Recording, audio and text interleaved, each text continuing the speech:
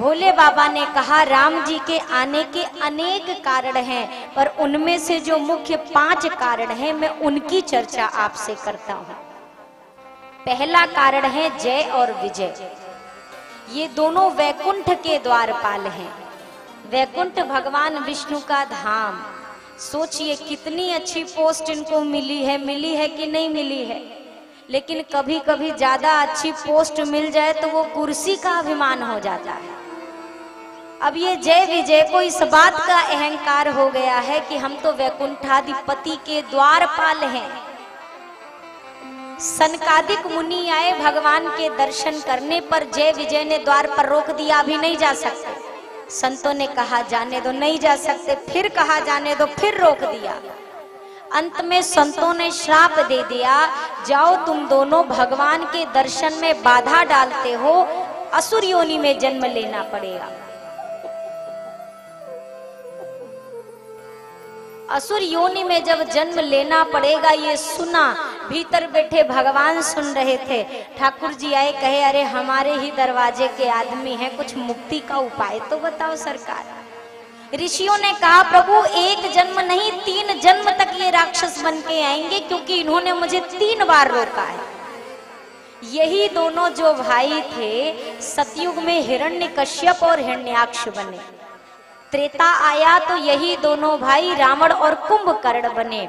द्वापर युग आया तो यही दोनों भाई दंतवक्र और शिशुपाल बने। और इनके उद्धार के लिए तीनों युगों में ठाकुर जी ने अलग अलग अवतार लिया। सतयुग में वराह और नरसिंह अवतार, त्रेता में श्री रामावतार और द्वापर में श्री कृष्णावतार। देवी ये पहला कारण था। दूसरे कारण में चर्चा आई जलंधर की। जलंधर कौन है? एक राक्षस है। जलंधर की पत्नी है वृंदा जी। वृंदा परम सती थी। जलंधर बार बार देवताओं से युद्ध तो हो पर जलंधर की मृत्यु नहीं होती थी। क्यों? क्योंकि वृंदा जी का पातिव्रत धर्म इतना अटल था, इनके पूजा की वजह से उसकी मृत्यु नहीं होती थी। सारे देवता भगवान विष्णु के पास गए। ठाकुर जी ने कहा आप जलंधर को युद्ध के लिए बुलाओ। इधर जलंधर युद्ध पे जाने लगा तो वृंदा जी ने कहा आप जब तक विजयी होकर लौट के नहीं आते मैं यहीं पर पूजा में बैठी रहूंगी, मैं उठूंगी नहीं। लेकिन हुआ क्या, जलंधर के जाते ही भगवान विष्णु ने जलंधर का रूप बनाया, वृंदा के सामने पहुंचे। वृंदा ने जैसे ही भगवान को देखा पूजा छोड़कर खड़ी हो गई कि मेरे स्वामी आ गए।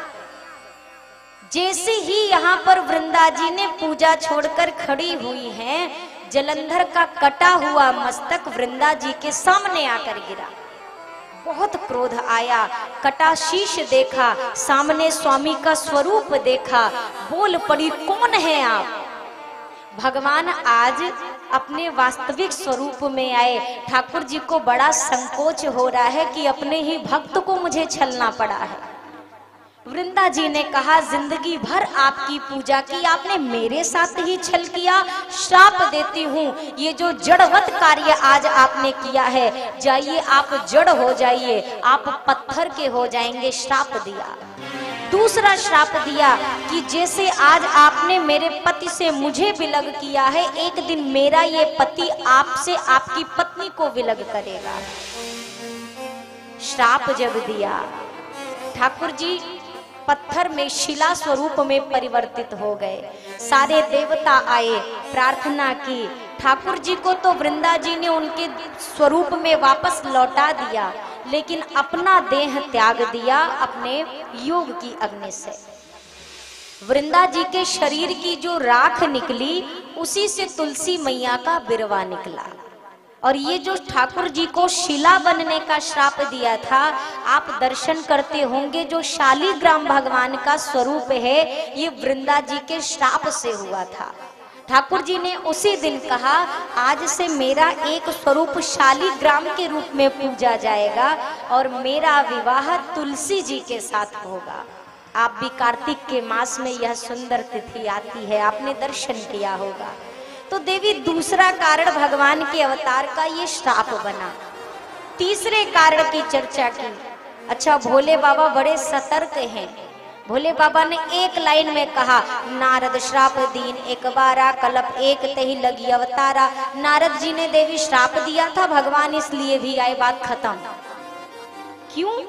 क्योंकि यहाँ पर भोले बाबा ने सोचा नारद जी पार्वती जी के गुरु जी हैं, अभी मैं कथा पूरी सुनाऊं, क्या पता फिर इनको कोई मोह कोई संशय हो जाए फिर। लेकिन मैया ने अब कहा, प्रभु ये कथा आधी अधूरी नहीं, पूरी बताइए। मेरे गुरुदेव को क्यों मेरे गुरु जी को श्राप देना पड़ा? आप गुरु निष्ठा के दर्शन करिए। आज भी चेला बहुत मिलते हैं, पर सही मायनों में वो गुरु जी के गुरु जी ही होते हैं, चेला नहीं होते हैं। आजकल भी मिलते हैं। एक गुरु जी थे, उनका चेला था। अब गुरु जी ने कहा कि रात्रि का समय होने को था, गुरु जी ने कहा, बेटा थोड़ा सा दीपक की बाती टार दो, दीपक थोड़ा शांत हो जाए ताकि हम शयन करें। अब इसने चेला ने कहा, रे गुरु जी आप ही तो कथा में कहते हो ना कि मूंदिए नैन कतहूं कछु नाही, आंख बंद कर लो कहीं कुछ नहीं, तो आंख बंद कर लीजिए, क्या जरूरत है अब उठूं बुझाऊं। गुरु जी की बात नहीं सुनी। अच्छा, थोड़ी देर बाद गुरु जी ने कहा, बेटा शायद बारिश हो रही है, जाके गैया माता का बंधन खोल दे, छांव में बांध के आए जा। अरे गुरु जी हम तो खुद बंधे हुए इंसान हैं, हम क्या किसी को बंधन से मुक्त करेंगे? अरे बंधन में बांधना और खोलना तो आप जैसे महापुरुष कर सकते हैं, हमारे जैसा आदमी क्या किसी को मुक्त करेगा जो खुद जंजाल में बंधा है। गुरुजी खुद ही उठे गए, गैया माता को बांध बांध के आए। फिर उसके बाद गुरुजी ने तीसरी बात कही, बेटा तनिक देख के आए जा कि बारिश बंद हो गई का। चेला ने कहा, गुरुजी ये जो बिलैया है ना, ये अब ही बाहर से आ रही है, छू के देख लो, अगर भीगी हुए तो बरस रहा है, सूख गई हुए तो बंद हो गया। एको करनी कथनी गुरुजी की मानी नहीं। अच्छा, सुबह हुआ, एक सज्जन गुरुजी को मिठाई दे के गए थे कि भोग लगा देना। अब ये गुरुजी ने कहा, बेटा प्रसाद लोगे? चेला गिर पड़ा चरणों में, अरे गुरुजी रात से आपकी 3 आज्ञा नहीं मानी है, चौथी भी अगर नहीं मानी तो नरक में जाऊंगा, लाइए दीजिए। तो ये चेला ना होते हैं, ये गुरुजी होते हैं, खाली नाम भर चेला का होता है। पर माँ की गुरु निष्ठा के दर्शन करिए। मैया कहती है, कारण कवन श्राप मुनि दीन्हा, का अपराध रमापति कीन्हा। भगवान से कौन सी गलती हुई कि मेरे गुरुदेव को श्राप देना पड़ा, नहीं तो वो नहीं देते हैं। अरे केहू न काम आई,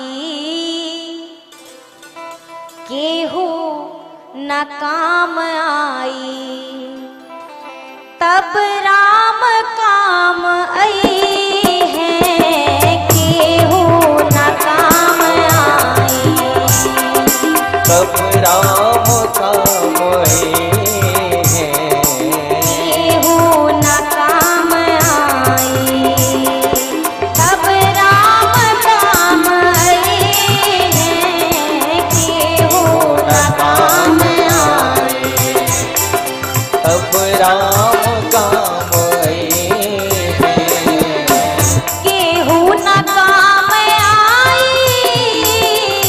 तब राम काम आई है, केहू न काम आए, तब राम काम आई है। मुँह फेर ली जब सब, मुँह फेर ली जब सब, आपन उहे कहे हैं, मुँह फेर ली जब सब। आपन उहे कहे हैं।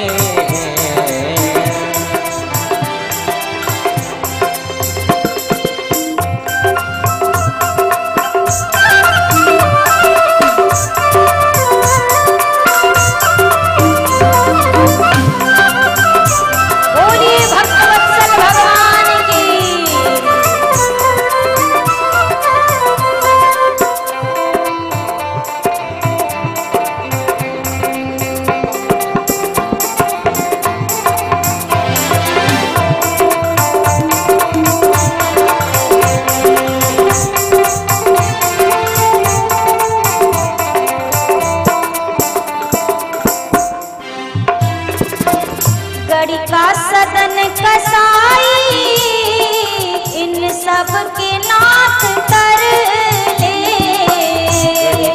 सदन कसाई, इन सब के नाथ कर ले। मर ले वो ग्राह जग में, गजराज के उबर ले। मर ले वो ग्राह जल में, गजराज के उबर ले।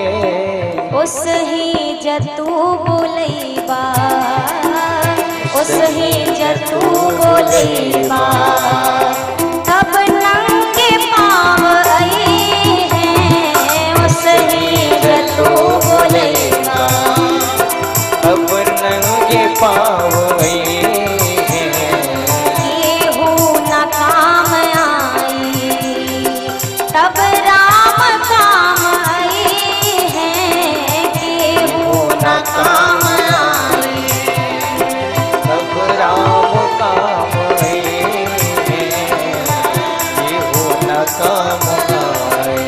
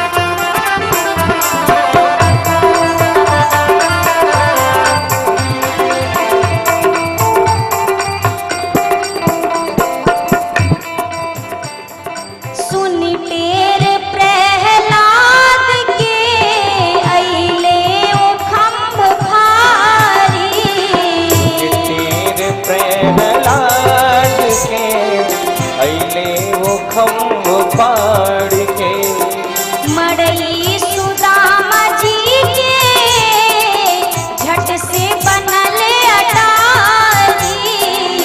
मड़ई सुदामा जी के झट से बनल अटारे। इनके भरोसे रहिबा, इनके भरोसे रहिबा, हाँ इनके भरोसे रहिबा, इनके भरोसे रहिबा। तो सब भार उठई हैं। इनके भरोसे रहिबा, तो सब भार उठई हैं। केहू न काम आई, तब राम काम आई हैं। केहू न काम आई, सब राम काम आई है। केहू न काम आई, तब राम काम आई हैं। केहू न काम आए, तब राम काम गए हैं। भूलिहा न केहू राम के, भूलिहा न के बुरा शर्त है। के, भूलिहा न केहू राम के, भूलिहा न केहू राम के। बिगड़ल उहे बनई हैं। भूलिहा न केहू राम के, बिगड़ल उहे बनई हैं।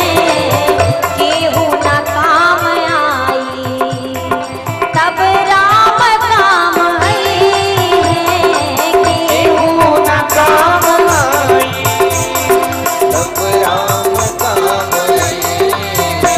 अरे मुँह पेर ली जब सब, मुँह पेर ली जब सब आपन उहे कहई हैं। मुँह पेर ली जब सब आपन उहे कहे हैं। अरे केहू न काम आई, तब राम काम आई हैं। केहू न काम आई, तब सब राम काम में है। भूलिहा न केहू राम के बिगड़ल उहे बनई है। भूलिहा हाल के राम के बिगड़ल वोहे बने हैं। हाँ तब राम काम आए हैं, तब राम काम आए हैं।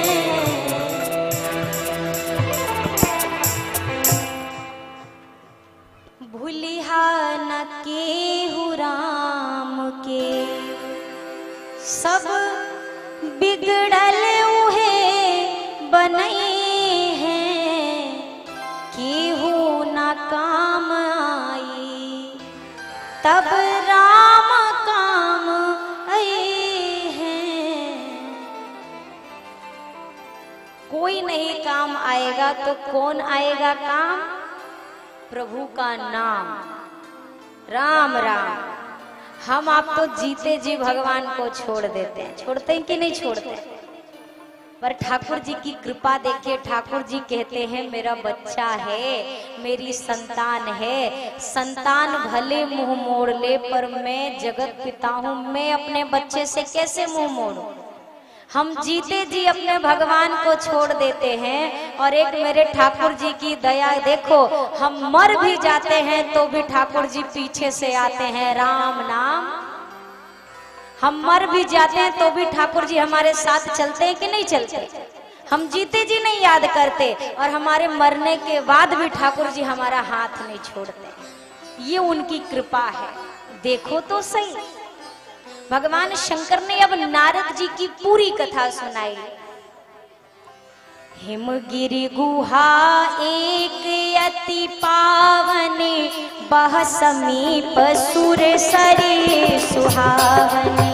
हिमगिरि गुहा एक अति पावन, बह समीप सुर सरी सुहावनी। सुमिरत हरि श्राप गति बाधी, हरि श्राप गति बाधी।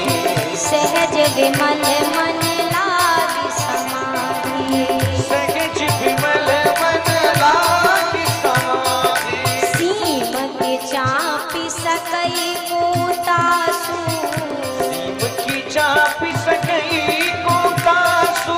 बड़े रखवार रमापति जासु, बड़े रखवार रमापति जासु। बड़े रखवार रमापति जासु। भगवान शंकर ने कहा, देवी आपके गुरुदेव नारद जी एक बार तपस्या करने बैठे। मैया ने कहा, पर मेरे गुरुदेव को तो राजा दक्ष ने श्राप दिया है कि वो एक जगह पे टिक नहीं सकते। बाबा ने कहा, यही तो चमत्कार है प्रभु के नाम का।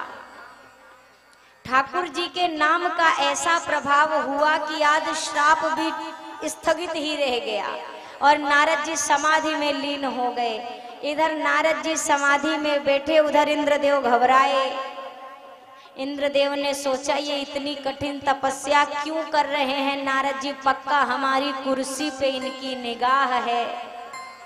कामदेव को भेजा, जाइए इनकी समाधि भंग करिए, नहीं तो स्वर्गलोक का सिंहासन गया नारद जी के हाथ में। कामदेव आए, खूब प्रयास किया पर समाधि नहीं खुली नारद जी की। हुआ क्या, कामदेव ने अपनी हार मान ली और हाथ में फूलों का हार ले लिया और कहते चले, जय हो नारद जी की, जय हो नारद जी की। नारद जी धन्य हैं आप। इतनी बड़ाई और इतना जय जयकार करके माला पहनाई, प्रणाम किया। अब नारद जी की लीला देखो, इतनी देर से कामदेव के प्रभाव से नारद जी ने आंखें ना खोली थी, लेकिन जैसे ही कामदेव ने प्रशंसा की, नारद जी धन्य हैं आप नारद जी तुरंत देखने लगे, कौन है? देखा नीचे कामदेव। अरे कामदेव क्यों आए हो, क्या हो गया? अरे मुझसे भूल हो गई, मैं आपकी समाधि भंग करने आया था, पर धन्य है महाराज आपकी समाधि नहीं खुली। नारद जी ने कहा, हाँ ये तो हम भी देख रहे हैं। कामदेव ने कहा, वैसे भोले बाबा की समाधि मैंने तोड़ दी थी। नारद जी ने कहा, हाँ तोड़ी तो थी, और दूसरी बात ये भी देखो शंकर जी ने कितना गुस्सा किया था तुम पे, किया था ना? हमें देखो, बिल्कुल गुस्सा नहीं आ रहा तुम पे, और इंद्रदेव से जाकर कहना उसके सिंहासन का हमें कोई लालच नहीं है। इतनी प्रशंसा हुई। मैं अक्सर कहती हूँ भैया, ये दुनिया की वाह वाह एक हवा ही है। वाह वाह को उल्टा करो, करिए करिए, जल्दी करिए, मुड़ी ना हिलाओ। वाह वाह का उल्टा हवा, हवा सब हवा है। हवा जब तन पे पड़ती है बड़ा आनंद आता है, आता है कि नहीं आता है? वैसे ही जब प्रशंसा की हवा पड़ती है तो बड़ा आनंद आता है। हवा तो गुब्बारे में भी भरी जाती है, पर हद से ज्यादा हवा हो जाए तो गुब्बारे का क्या होता है? एक ब्लास्ट जैसी आवाज आती है, डूम, खत्म। और एक बात, ज्यादा हवा भर जाए तो फिर गुब्बारा महाराज धरती छोड़ के आकाश में उड़ने लगते हैं। उड़ते हैं कि नहीं उड़ते हैं?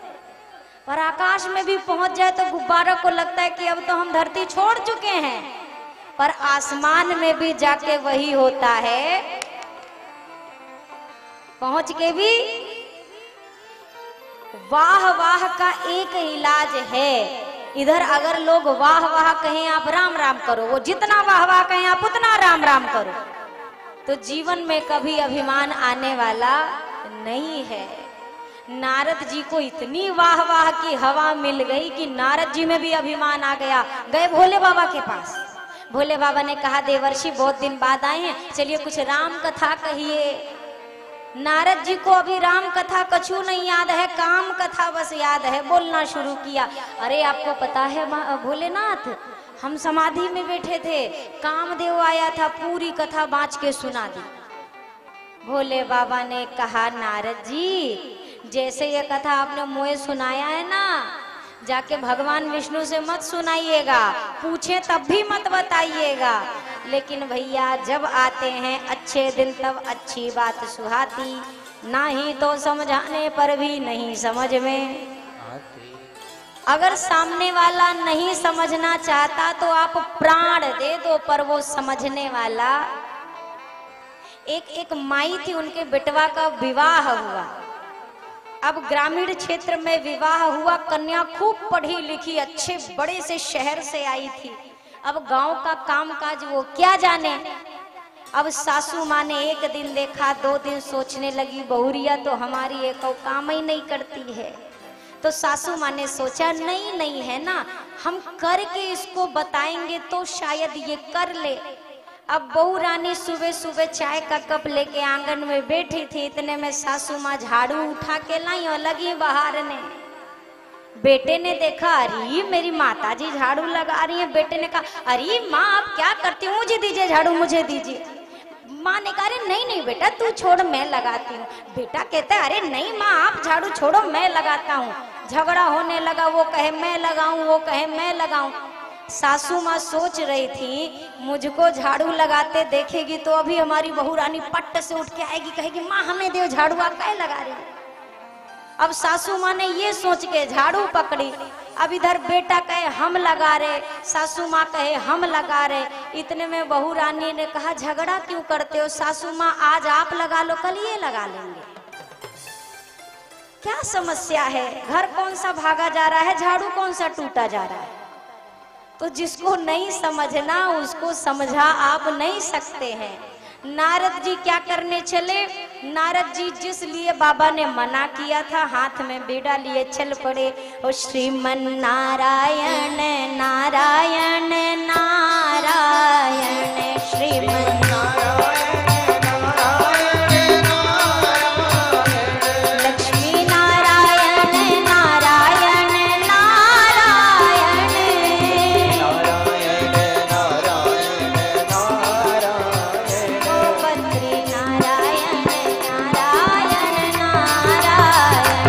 बद्री नारायण नारायण नारायण, सीम की चापी सकई को तासु, सीम की चापी सकई को तासु, बड़ रखवार रमापति जासु, बड़ रखवार रमापति जासु, एक बार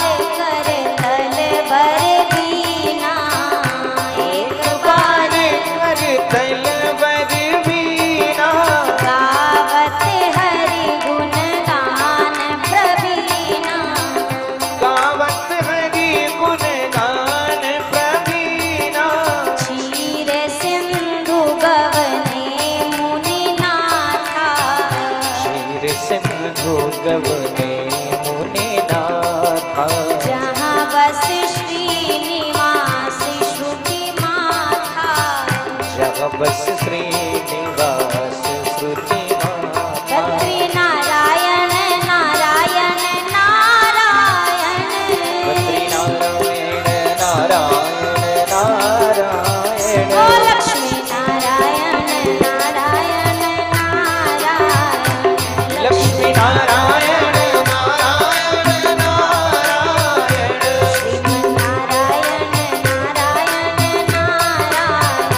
श्रीमन नारायण नारायण नारायण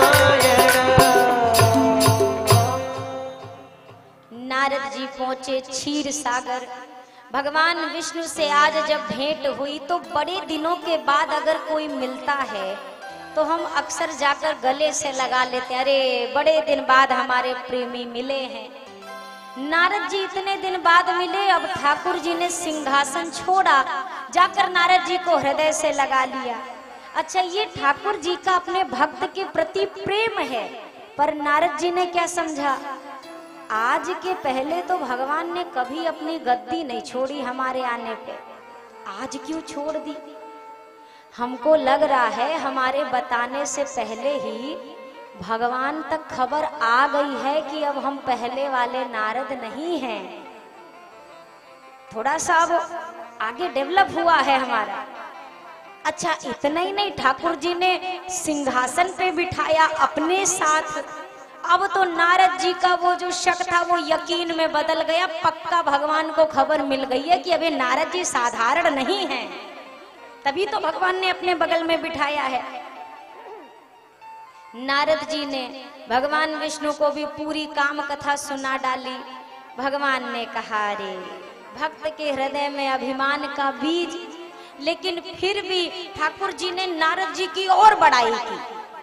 जब खूब और प्रशंसा की और बड़ाई की, नारद जी का अभिमान और बढ़ गया। नारद जी तो चले गए। अब ठाकुर जी सोचने लगे भक्त के अंदर बीमारी का जन्म हो गया है, अब बीमारी के लिए अस्पताल चाहिए, साथ में डॉक्टर भी चाहिए। अब ठाकुर जी ने अस्पताल तैयार किया। बिरचेऊ मगमहु नगर जही सतजोजन विस्तार, श्रीनिवास पुरते अधिक रचना विविध प्रकार। सुंदर सी नगरी का निर्माण हुआ। अपनी माया को ठाकुर जी ने वहां की राजकुमारी विश्व मोहिनी बना के भेजा। राजा बनाया शील निधि को। ये सब माया का है, कुछ भी असली नहीं है। मैया लक्ष्मी ने कहा, प्रभु जब नारद जी का अभिमान आपको तोड़ना ही था तो बढ़ाने की जरूरत क्या थी। जब तोड़ना ही था तो वो बढ़ाया क्यों, और बड़ाई कर करके क्यों आपने अभिमान को बढ़ाया। ठाकुर जी ने कहा, देवी देखिए, जैसे कोई छोटी सी फुंसी हो, ध्यान से सुनिए, बोलिए सियावर रामचंद्र की। जैसे कोई छोटी सी फुंसी हो जाए, आप डॉक्टर के पास जाओ, डॉक्टर साहब ये फुंसी हो गई, ये छोटी सी है। डॉक्टर एक दवा देंगे, कहेंगे इसको टाइम पे खाते रहना, ये यहीं बैठ जाएगा, बढ़ेगा नहीं।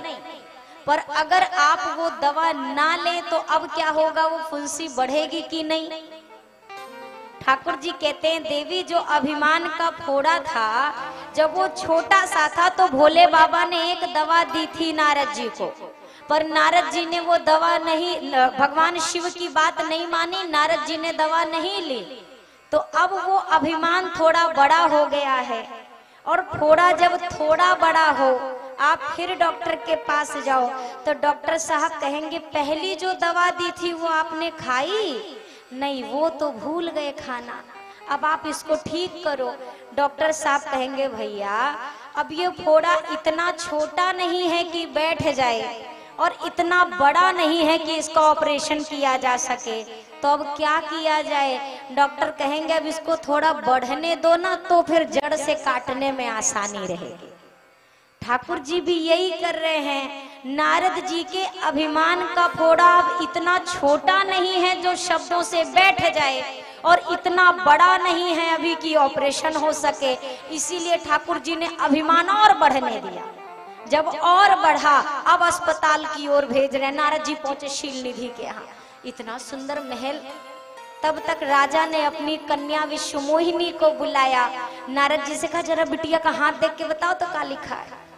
अब नारद जी ने पकड़ा है विश्व मोहिनी का हाथ और देख रहे हैं मुंह। अभी अभी नारद जी कलई कामदेव को हरा के आए हैं, मुंह निहारे जा रहे। शील निधि ने कहा मुंह नहीं, बिटिया का हाथ देख के बताइए क्या लिखा है। लिखा हुआ था कि जो इसका वर्ण करेगा वो अजर होगा, अमर होगा, जिसके अंदर ये विशेषताएं होंगी जिसको संसार में कोई पराजित नहीं कर सकता, जो 14 भुवन का स्वामी है, ऐसा इसका पति होगा। पर नारद जी ने कछुक बनाई भूभूषण भाखे। नारद जी ने क्या पढ़ा कि जिससे इसका विवाह हो जाएगा वो 14 भुवन का स्वामी, वो उसको कभी कोई परास्त नहीं कर पाएगा, वो अजेय, वो अजर, वो अमर। अब नारद जी महाराज अपनी गद्दी से खड़े हो गए, जाने लगे। शील निधि ने कहा महाराज कल ही स्वयंवर है, रुक जाओ, आज रात ही भर की तो बात है। नारद जी ने कहा नहीं नहीं, थोड़ा काम है। अच्छा, नारद जी ने काम को हरा तो दिया, लेकिन हराने के बाद ज्यादा काम याद आया उनको। पहुंचे बाहर। अब नारद जी महाराज व्याकुल हैं। क्यों व्याकुल? हा विधि मिलई कवन विधि बाला, कन्या कैसे मिलेगी, क्या करूं, कैसे मिलेगी, जब तप कछु ना हो यही काला, समय ही नहीं है कि मैं तपस्या करूं, जप करूं, साधना करूं, हे विधाता कैसे मिलेगी, कैसे मिलेगी। तब तक याद आया, अरे मोरे हित हरि सम नहीं को, वो मेरे पक्के हितैषी हैं और विश्वास है कोई आए चाहे ना आए, पर यही अवसर सहाय सोई, वो जरूर सहायता करेंगे। अब ठाकुर जी का ही तो पूरा बनाया हुआ कार्यक्रम है और मेन चीफ गेस्ट तो हमारे ठाकुर जी हैं, वही कैसे ना आवे पूरी लीला में। ठाकुर जी आ गए और नारद जी कैसे याद किया। नारद जी ने कहा प्रभु एक काम याद आ गया।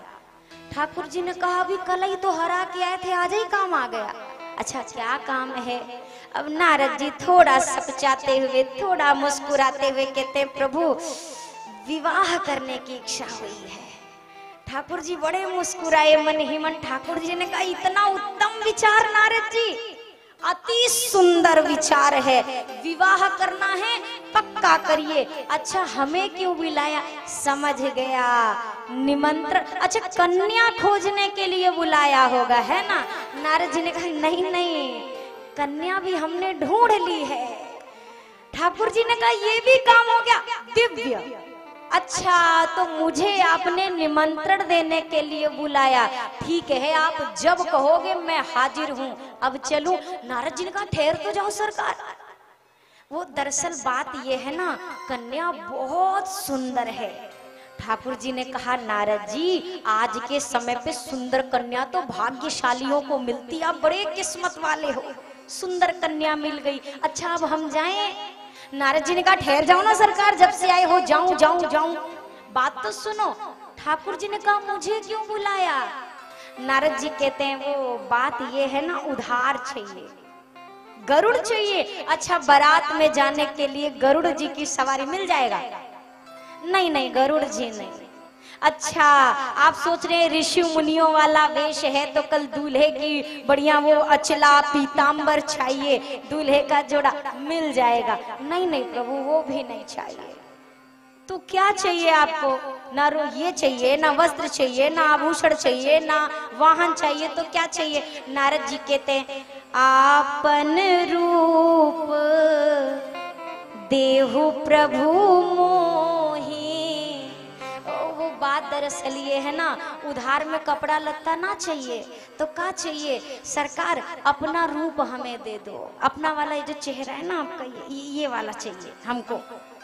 भगवान ने कहा अरे नारद जी मतलब रूप हमारा ब्याह तुम्हारा, ऐसे हो सकता है?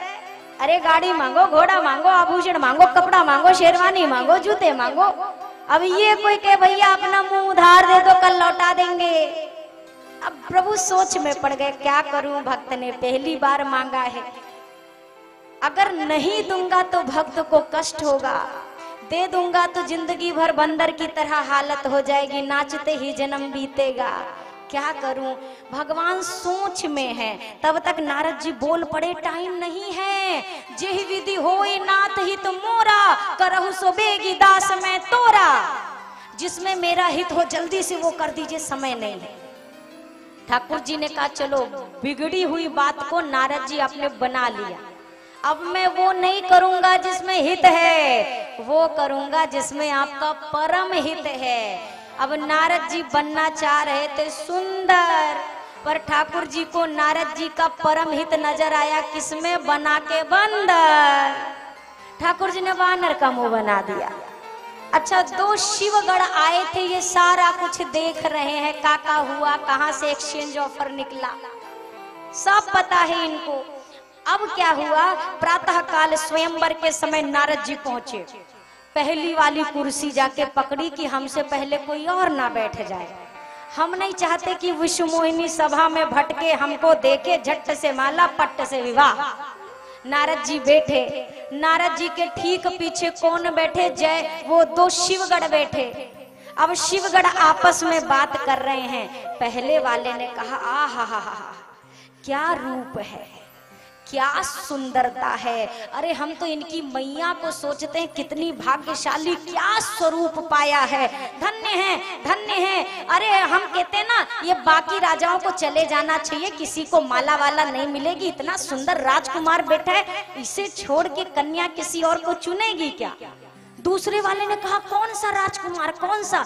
अरे ये जो हमारे आगे वाली कुर्सी पे बैठा है, कितना सुंदर, सुंदर देखो, रूप देखो। अब नारद जी और फूल के आनंद में, हम तो पक्का विष्णु भगवान लग रहे हैं, और आनंद में नारद जी आ गए। पर विश्व मोहिनी को क्या दिखाई दे रहा है? मरकट बदन भयंकर देही, बानर भी नहीं दिख रहा, मारने काटने वाला बानर दिख रहा है। नारद जी को छोड़ा, पूरी लाइन छोड़ी। अब इधर नारद जी सोचने लगता, ठीक से हमें देख ना पाए, दूसरी कुर्सी पे जाते हैं। नारद जी कुर्सी बदल रहे हैं और इतने में ठाकुर जी नृप के वेश में आए। विश्व मोहिनी ने माला डाली, माया मायापति के साथ चली गई, नारद जी घूमते रह गए। अब नारद जी तीसरी कुर्सी पे बैठे, तब तक शिवगणों ने कहा, बाबा ये कुर्सी बदलने से विवाह नहीं होता है, पहले अपना चेहरा तो जरा देख के आओ कैसा है। जैसे नारद जी को कहा, दोनों को श्राप दे दिया, जाओ दोनों राक्षस हो जाओगे। और गए जब सरोवर में मुंह देखा, अब तो क्रोध की अग्नि जल पड़ी, तुरंत चले। आज विष्णु को मैं छोड़ने वाला नहीं हूँ, आज तो अच्छे घर में बहना भेजा है उन्होंने, आज तो अच्छी कसर निकालूंगा। तब तक नारद जी जा रहे थे और क्या देख रहे हैं, बीच ही पंथ मिले धनुजारी, बीच रास्ते में भगवान मिल गए। और एक तरफ विश्व मोहिनी बैठी हैं, एक तरफ लक्ष्मी जी बैठी हैं, और ठाकुर जी ने हंस के कहा, नारद जी कुछ खो गया है का, क्या ढूंढ रहे हैं? अब तो नारद जी के मुंह से पहला शब्द, कपटी हो, छलिया हो, बहुत बड़े छल करने वाले हो, ईर्ष्या करते हो, दूसरे की प्रसन्नता देख नहीं सकते, बड़े ईर्ष्यालु हो। समुद्र मंथन से लक्ष्मी निकली, खुद ले लिया, मड़ियां खुद रख ली, भोले बाबा को विष पिला दिया, और कैसा कैसा छल रचा, बहुत बड़े कपटी हो। ठाकुर जी सुने जा रहे। लक्ष्मी मैया ने कहा, नारद जी ज्यादा नहीं बोल रहे हैं प्रभु, चुप क्यों नहीं कराते हैं? ठाकुर जी ने कहा, आज तक नारद जी के मुंह से नारायण नारायण भर सुना है, पहली बार गाली सुन रहा हूँ, बड़ा आनंद आ रहा है, पहली बार सुन रहा। सब नारद जी ने कह डाला, मुझे बंदर बनाया, बंदर आपकी सहायता करेंगे, श्राप देता हूँ। राजा का वेश बना के मुझे ठगा, वही नृप वेश लेके मानव तन लेके धरती पर जाना पड़ेगा। मैं विश्व मोहिनी का वियोग सह रहा हूँ, आपको अपनी पत्नी का वियोग सहना पड़ेगा, श्राप देता हूँ। तीनों श्राप जब दे डाला, अब ठाकुर जी ने सबको विदा किया अपनी माया। तब हरि माया दूर निवारी, नहीं तहा रमा न राजकुमारी। न लक्ष्मी मैया न विश्व मोहिनी, नारद जी खड़े हैं श्राप देके, अब ठाकुर जी अकेले खड़े हैं। अब तो जैसे ही माया का पर्दा हटा, नारद जी लौट गए चरण में, क्षमा नाथ क्षमा, गलती गलती गलती हो गई। ठाकुर जी ने कहा, आपकी गलती नहीं है, ये तो मम इच्छा कह दीन दयाला, मेरी इच्छा से हुआ है, आपने कुछ नहीं किया है, चिंता मत करिए। जपहु जाई शंकर सतनामा। देवी तीसरा कारण था। चौथे कारण में जो चर्चा आती है मनु और शत्रुपा जी की। मनु जी महाराज ने ठाकुर जी की खूब तपस्या की, खूब आराधना की। भगवान श्री सीताराम जी प्रकट हुए। मनु जी महाराज ने जब वह शोभा देखी, मनु जी के मन में विचार आया, ये इतने बड़े हैं तो इतने सुंदर लग रहे हैं, ये छोटे से लल्ला बन जाएंगे तो ये कितने सुंदर लगेंगे, पर अगर मैंने अभी कहा तो ये झट से बनेंगे और पट्ट से चले जाएंगे। कुछ ऐसा करूं कि ये मेरे पास रहें। अब मनु जी के मन में आया, दान शिरोमणि कृपा निधि, नाथ कहूं सती भाव, चाहूं तुम ही समान सुत, प्रभु सन कवन दूरा। हे प्रभु, आप सब जानते हैं, आप दानी शिरोमणि हैं, कृपा करिए, क्या चाहिए? मनु जी के मन में है कि अगर ये हमारे बेटा बन के आ जाएं तो कितना अच्छा रहेगा। फिर मनु जी की बुद्धि कहती है, भला भगवान भी किसी के बेटा बनते हैं क्या? मनु जी ने क्या कहा, चाहूं तुम ही। फिर बात बदल दी, समान सुत, आपके जैसा बेटा चाहिए। ठाकुर जी कहते हैं, आप सरिस खोजो कहाँ जाई, अपने जैसा दूसरा ढूंढने कहाँ जाऊंगा मैं, मेरे जैसा तो मैं ही हूँ, इसीलिए नृप तव तनय होव में आई, मैं खुद आऊंगा। और आपने मुझे भी मांगा है, मेरे जैसा भी मांगा है, तो मैं दोनों बातें पूरी करूंगा, अपने जैसा भी लेके आऊंगा। कौन भरत राम ही की अनुहारी। वर दिया। शत्रुपा मैया ने प्रभु से कहा, जो ज्ञान बुद्धि विवेक गति अपने भक्तों को देते हैं वो मुझे दीजिए। मनु जी ने फिर एक वरदान मांगा। ठाकुर जी ने कहा, अभी तो एक आपने मांगा था। मनु जी ने कहा, वो वाला तो आपके कहने पे मांगा था, आप नहीं कहते तो थोड़ी ना मांगते, पर ये दूसरा वाला हम अपने मन से मांग रहे हैं। क्या? मनु जी कहते हैं, नाथ, जिस प्रकार जल के बिना मछली नहीं रहती, जिस प्रकार से मणि के बिना सर्प जीवित नहीं रहता, उसी प्रकार से मेरा जीवन भी आपके अधीन हो, आप ना हो तो मेरा जीवन भी ना रहे। ये वरदान दिया। पांचवें कारण में प्रताप भानु को जब ब्राह्मणों का श्राप मिला, प्रताप भानु पूरे कुल के सहित जब राक्षस योनि में जन्म लेकर के आया है, रावण कुंभकर्ण आदि के रूप में, भगवान शिव कहते हैं, देवी रावण के रूप में जब आया जन्म लेकर इस धरती पर, धरती को इतना त्रास दिया, धरती माँ गो मैया का रूप लेकर के देवताओं के पास पहुंची। देवता ब्रह्मलोक पहुंचे, ब्रह्मलोक से सभी कैलाश पर्वत पर गए। चर्चा होने लगी, क्या उपाय है? लोगों ने कहा, भगवान ही अब कोई रास्ता दिखा सकते हैं। अब भगवान कहाँ मिलेंगे? किसी ने कहा अयोध्या जाओ, किसी ने कहा मिथिला जाओ, किसी ने कहा चार धाम में, किसी ने कहा वैकुंठ में, किसी ने कहा साकेत में, किसी ने कहा क्षीर सागर में। भगवान शिव ने कहा, इतनी जगह तो गिना दी है, मुझे ये मत बताओ कि भगवान कहाँ मिलेंगे, मुझे ये बताइए कि भगवान कहाँ नहीं मिलेंगे। भगवान हर उस जगह है जहाँ से आप पाना चाहते हैं। ये बात आप पे निर्भर करती है। कण कण में तुझको ढूंढा पर तेरा पता नहीं है, अब तेरा पता मिला तो मेरा पता नहीं है। ये सब कहने की बातें हैं कि वो यहाँ तक है या वहां तक है, असर उनका वहां तक है, नजर जिसकी जहां तक। ये कण कण में है, बस वो आंखें तो मिले। आप कहां से पाना चाहते हैं? प्रहलाद जी तो पत्थर के खंभे से पाना चाहते थे, उनको वहीं मिल गए। केवट जी अपनी नाव से पाना चाहते थे, उनको वहीं मिल गए। शबरी मैया अपने बेरों से पाना चाहती थी, उनको वहां मिल गए। जिस रूप में जो चाहा दर्शन उसे मिला है। हर रूप में, हरि व्यापक सर्वत्र समाना, यही याद करिए भगवान यहीं आ जाएंगे।